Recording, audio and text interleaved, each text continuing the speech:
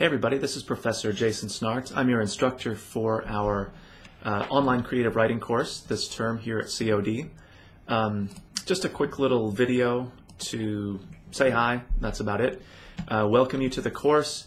Maybe make some general comments about the course itself, but sort of getting started, especially if you've never taken an online class or an online creative writing class.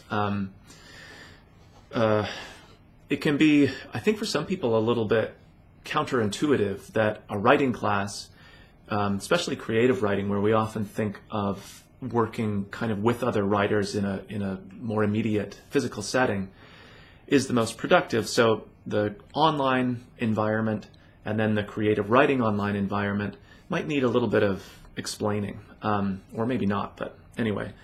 One of the things that I really try to do, and this video is part of it, is to kind of humanize the class. So, put my face out there and me just talking without a script, clearly.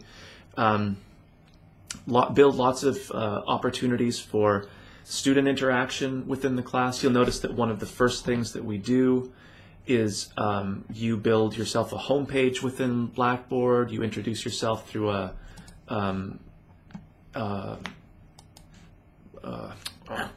what's the word I'm looking for? A discussion board, but also the sort of visual presence. That's what I'm trying to say. Not a video necessarily, although you certainly could. That'd be cool. But to have like a picture of yourself, however you want that to look, so that again we have the sense of our class as a class of people, not just as individuals or names on the screen. And the class is designed certainly not where it's just you as an individual working on a bunch of content that sits there on the computer, and that every once in a while you hear from me, who again would just be just a name on the screen. So it really is designed to be a lot more community oriented, interaction oriented. So in addition to like our first unit, which is really just having you sort of introduce yourself to me and to everybody else, you'll notice that built throughout the course, the units that we do, there's lots of opportunity to interact with people, but fundamentally our course is a workshop course, which is kind of the traditional creative writing class structure that people write, obviously. In this class we write in different genres, so short story, poetry, and drama or script writing is what we cover. But you're producing your own work, and then you share that with a group of people to get feedback. Pretty simple, and maybe something you've been part of before, but how do you do that online, and does it work as well? I actually think in some ways it works better online than it does face-to-face. Not that I'm discounting the kind of energy you get from that face-to-face interaction, but built into our course, and sort of the core of that course, the course is the opportunity to do those workshops. So you work on writing projects. There's lots of guidance within the course. You work on those writing projects, you submit them, post them to a discussion board, and then within your workshop group that I'll develop as we get closer to those units, you exchange and provide feedback. So it's not that immediate face-to-face feedback that can be so good and bad, but sort of positive. You get positive energy from it. But the really nice thing about the online format is that the feedback you get isn't just someone saying, yeah, well, I kind of like the start. They actually have to provide feedback in a much more directed, specific way because, A, they're writing it, so they have to put it into fairly specific, cogent words. But they're also writing directly in the document that you've produced, whether it's a short story, poem, or whatever it happens to be.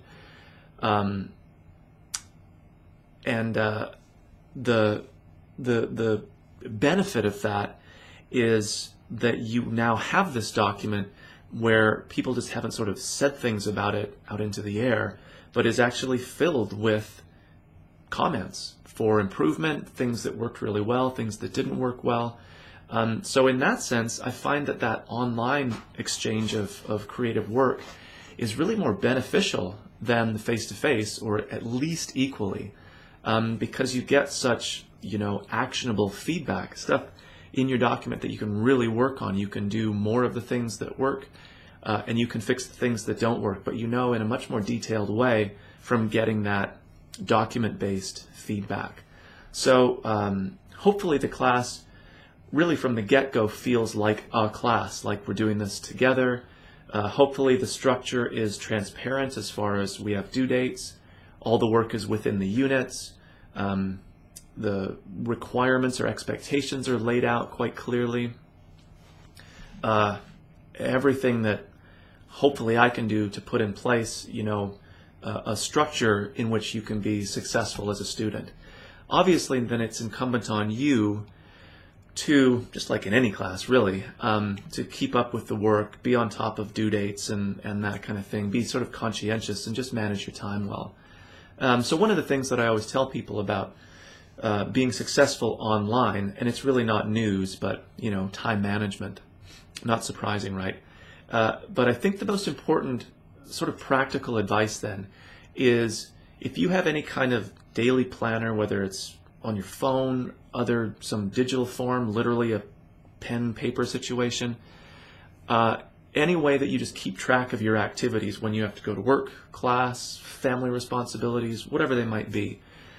Even though our class is online and doesn't have like a set meeting time all the time, make sure you budget blocks of time and actually like block them out in whatever kind of format you use for working online. There's two don'ts though. Don't make it just like once a week for this one afternoon you have free, you're going to do all of your online stuff.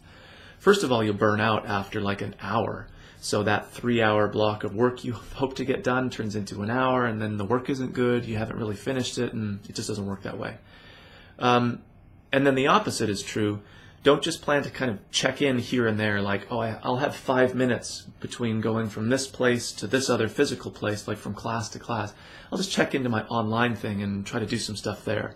Clearly that little chipping away at it just doesn't work. So you got to find some middle ground there where you're checking in regularly, and I would check in every day even if you're not investing a lot of time, but make sure you block like an hour throughout your week, at least multiple days, so that you're devoting chunks of time to this course, to your online work.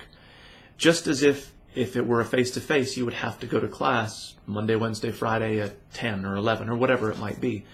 But you block that as part of your daily plan, right, or your weekly plan. You don't say, well, yeah, I'm going to be in class, but I'm also going to do the laundry. Good luck with that one. And yet people try it online, like, oh, I'll do my online work, but I'm also going to like do the laundry, cook dinner, plan some other stuff. It just, I know we can all multitask really well, but it doesn't work that way. So as best you can, make an effort to really block considerable time for online work. Even though the course is flexible, it means that you can make those blocks, not me or not the institution, but it doesn't mean that those blocks of work time just disappear. And don't make it like 2 a.m. after you come home from whatever restaurant you work at. Again, set yourself up for success. Don't set yourself up for failure.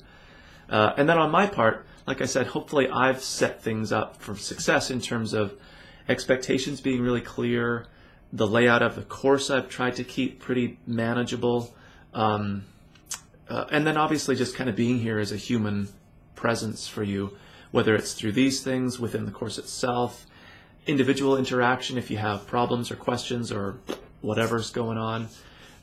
My Skype contact is available here within the course, which is a great way to instant message, just talk through audio. We can video. Then of course there's email is a good way to be in touch. So I'm here physically, literally in my office.